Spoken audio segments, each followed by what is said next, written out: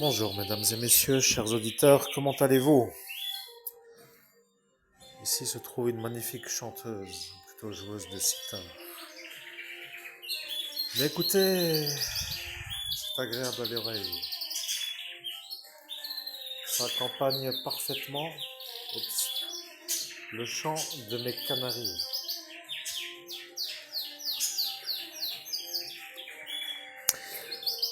Bon, je vais commencer par faire un genre d'explicatif. J'étais en train de me mettre dans l'idée, comme vous le savez, comme j'étais sur le logiciel d'intelligence artificielle qui s'appelle ChatGPT, et j'étais en train de me demander qu'est-ce qu'il en était par rapport à la voyance et par rapport à la médiumnité. Vous voyez, je soupçonne, et je dois dire quand même que j'ai mes raisons, que des gens mal intentionnés utilisent une stratégie d'aller voir des voyants, à mon insu, et de demander au voyant ou à la voyante qu'est-ce que sera mon futur, pour dire qu'est-ce qui sera dans un futur, ce qui pourrait me faire réussir. Vous voyez, par exemple, non mais je vous explique, vous voyez, par exemple, si vous allez en Espagne, vous devenez millionnaire en argent parce que là-haut, il y aura la rencontre qui va vous permettre de devenir millionnaire en vous mettant dans le relationnel et d'être intégré dans une sorte de dynamisme, par exemple. Alors, si la voyante révèle ça à quelqu'un et qu'elle est capable, tout cela qui voudrait peut-être que je ne puisse pas devenir millionnaire se dirait à tout prix, il faut qu'on l'empêche d'aller en Espagne. Quoi qu'il arrive, il faut que ça n'arrive jamais. Vois-tu, cher auditeur? Bon, ceci est donc une idée qui vient dans mon esprit. Je vais donc devoir chercher qui, à mon insu, est allé voir une voyante en tant que consultant pour arriver à avoir des révélations de ma réussite future pour ne pas qu'elle puisse exister. Un projet personnel que je mets sur une liste de projets. Pourquoi j'ai pensé à ce détail? Eh bien, je vais vous dire. J'étais en train de me dire, tiens, les voyants sont des voyants, les médiums sont des médiums, certains sont des escrocs. Bon, ça, c'est toujours dans tous les domaines. Donc, j'étais en train de me projeter dans l'idée, vous voyez, la voyance. Et comme par magie, j'ai fait un genre de micro-saut quantique. C'est ma capacité aussi, parfois en tant que véritable professionnel. Et j'étais en train de me remémorer l'histoire des tours jumelles à New York.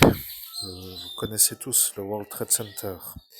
Et j'étais en train de me remémorer une tour d'en haut et une tour d'en bas. Vous voyez, donc en fait, si vous voulez, nous sommes dans une ville où il y a ces deux tours qui comment dirais-je, qui se mettent très proches l'une de l'autre avec une énergie pour l'une et une autre énergie pour l'autre. Vous voyez, ça veut dire donc, si vous comprenez ce que je dis, une tour qui est plutôt faite pour satisfaire les énergies du monde d'en bas et une autre tour qui est plutôt faite pour satisfaire le monde d'en haut. Encore faudrait-il que certains puissent comprendre ce que je dis, mais je continue le récit. Donc dans cette ville, il y a un ami qui aime l'escalade qui s'appelle Spider-Man, et qui se trouve être capable de voyager dans cette ville, dans le monde parallèle. Appelons ça comme vous le connaissez, Spider-Man tout simplement. Et j'étais en train de me demander, par rapport à la voyance du futur, avec ce billet de 100 dollars, où était-ce un autre billet? Maintenant, je ne sais plus. Vous vous rappelez? Il y avait un pliage à faire. Et le billet sur YouTube, vous pouvez peut-être même retrouver la vidéo. Il y avait une manière de plier ce billet et il retraçait le choc de ces tours jumelles effondrées pour dire que c'est un peu sismique.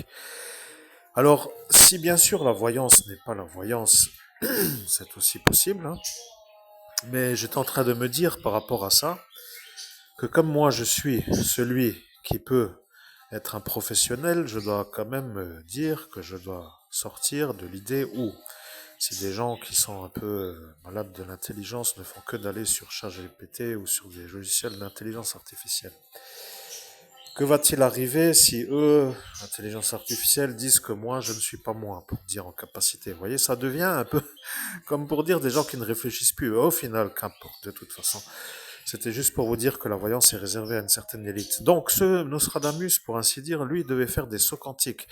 Ça devait être une genre de poète, en fait, au final, ce Nostradamus. Il devait arriver à se mettre dans une sorte de couloir temporel, à se projeter dans des futurs, et dans des futurs, il voyait sûrement des images qu'il rapportait dans ses phrases comme des visions, pour dire que les avions n'existent pas, eh bien, il devait certainement appeler ça des oiseaux de fer qui volent dans le ciel. Je ne sais pas si vous êtes d'accord, quoi qu'il arrive. Il devait formuler ces phrases dans un temps où il n'avait pas encore la réelle connaissance de ce qui se passera dans le futur. Voilà, c'est tout. C'est donc juste pour vous dire, petite parenthèse avec la sitar que j'adore, mon Dieu, et en plus la musique s'arrête. Merci, à bientôt.